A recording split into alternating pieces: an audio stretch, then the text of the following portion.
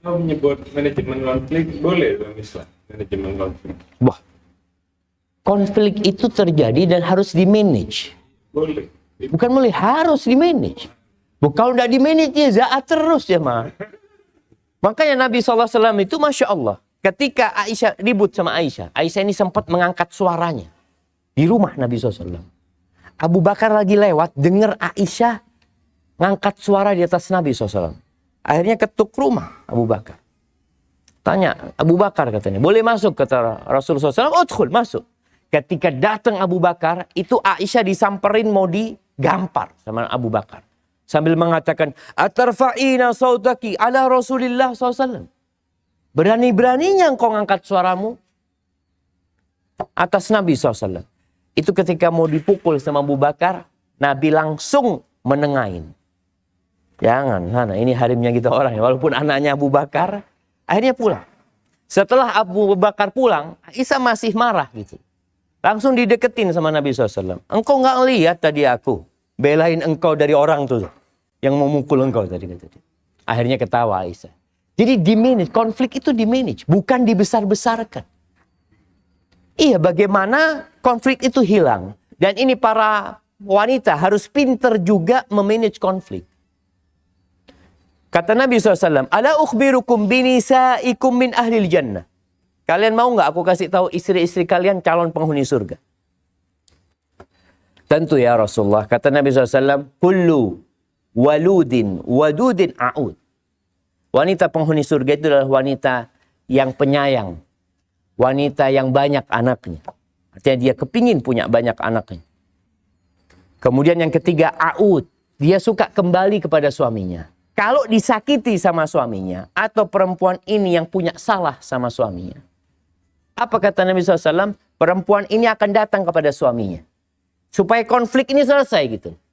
Tidak tambah panjang. Dia datang, dia pegang tangan suaminya, lalu dia mengatakan kepada suaminya, la adzuku bi ghumdin hatta tarda. Aku tidak akan memejamkan mata sampai engkau ridha sama aku. Karena konflik ini harus diselesaikan. Wal khilafu syarr. Kata Abdullah bin Mas'ud, perselisihan itu jahat gitu. Nggak boleh dibiarkan gitu. Maka harus ada yang ngalah dalam rumah tangga itu. Jangan suami merasa, anak kan pemimpin. Iya, dia pemimpin. Tapi sekali-kali dia harus ngalah. Seperti Nabi ngalah sama Aisyah radhiyallahu ta'ala anha. Kemudian Abu Darda pernah mengatakan kepada istrinya, ini manajemen konflik yang diajarkan Abu Darda. Idza ghadibtu faraddini. Kalau aku marah, engkau berusaha membuat aku jadi senang. Jangan kalau aku marah, engkau marah juga. Kadang-kadang perempuan merasa bahwa benar saya salah. Akhirnya ribut jemaah. Ini bukan masalah menang dan kalah. Benar dan salah. Enggak. Bagaimana konflik ini selesai. Kalau kata berada, kalau aku marah, engkau diem. Dan engkau berusaha mencari keridhaanku. Kalau engkau yang marah, rabbaituki. Aku yang akan mencari keridhaanmu. Kalau enggak, hidup rumah tangga ini cepat berakhir. Jadi seperti itu. Jadi konflik itu memang harus di-manage gitu. Maka kita harus belajar. Dan perempuan ini bengkok.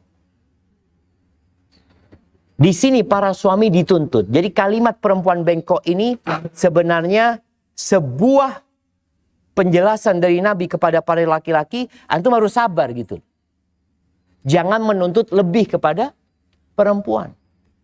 Nabi SAW mengatakan rifqan bil qawarir. Engkau berlaku lembutlah kepada gelas-gelas kaca. Ini menunjukkan perempuan itu lemah. Cepat pecah perempuan itu.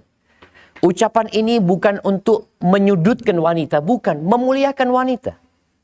Kita kalau ada barang, kardus yang tulisannya mudah pecah. Atau apa bahasa Inggrisnya?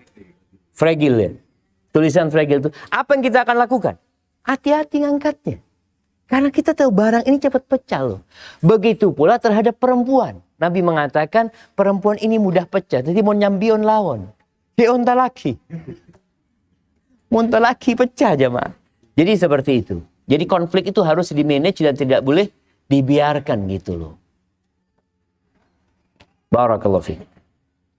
Nah.